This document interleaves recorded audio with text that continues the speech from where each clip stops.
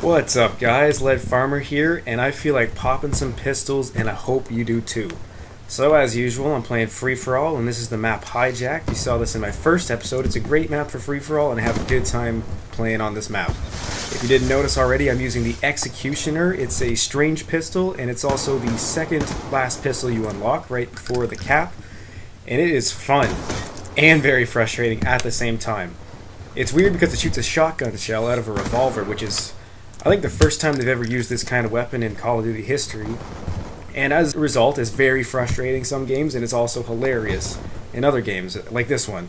I have a great time using it. I go 30-6 and I piss a lot of people off, which is always fun to do. So the kill streaks I'm using, I got the UAV, the counter UAV, and the Guardian. And the Guardian in this game puts in work. It gives me more kills than a lightning strike and a Hellstorm missile put together. I cannot believe how effective it was in this map.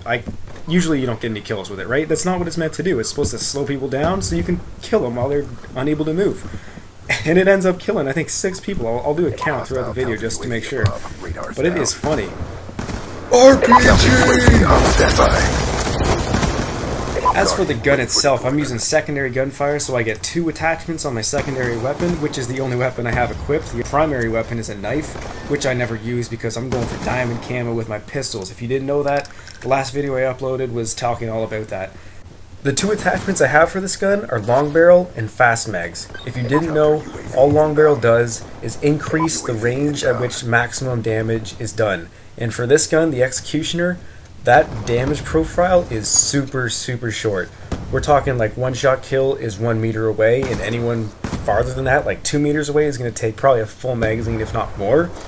And what long barrel does is basically increases the one-shot range that you can kill someone. Let's say 2 meters or so, you can get a one-shot kill, and without it, it's miserable. The other attachment is fast mags. Now, without fast mags, your guy, when you empty the clip, he empties the rounds, and then he has to individually put in each shell, which ends up taking, I don't know, 3 or 4 seconds. Way too long, in my opinion, especially in a fast-paced game like Free-for-All. So I think fast mags is a relatively irreplaceable attachment. Another attachment I'd recommend for the Executioner is the laser sight. And what the laser sight does is basically the same as Steady Aim did in previous Call of Duties. All it does is tightens up your reticle when you hip fire so your bullets don't spray as sporadically. And with shotguns, it just tightens up the spread of the shell, which is always good if you're a hip fire. I don't particularly hip fire, but some people do, and it's great for that, and it increases the range at which you can get a one-shot kill. When it comes to using perks with this gun, I highly recommend capitalizing on movement.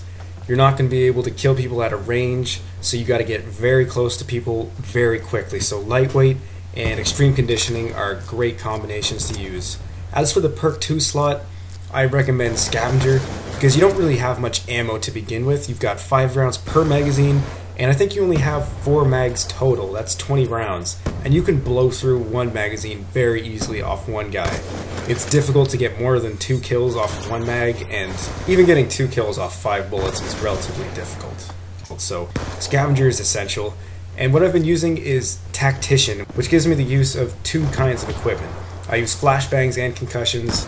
This further adds to the fact that you need to get close to people so you can stun them or make them blind and then sneak up on them and then pop them in the back or pop them in the head, whichever it is. If you're going for headshots especially, you want concussion grenades because it stops them dead in their tracks. They can't really move, and you can run up behind them and hit them in the head. I can't tell you how many times I've done this, and I can't even imagine how frustrating it is because I hate being concussed, and the fact that I do it for most kills when I want headshots with this weapon must be terrible for anyone playing against me. Next Tuesday I'll have another pistol video ready for you guys, and this Friday, of course, Free-for-All Fridays, will be back on with some sniping.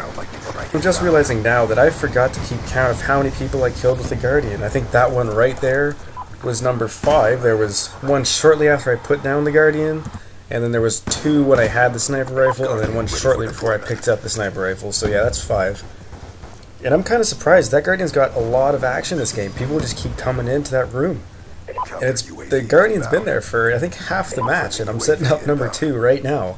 So if I was them, I would definitely avoid that room. It's an oven in there. You go in, it's like baking a potato for 4 hours without poking any holes in it, alright? Nothing good is going to happen. It's certainly entertaining to watch, but definitely not fun to be the potato, and they just like being the potato. So the game's coming down to an end here. Here's the final Guardian kill, and hope you enjoyed the video. Leave a like if you did, and comment, and if you want to see more just like this, subscribe to my channel. Anyways, I'll catch you guys next time.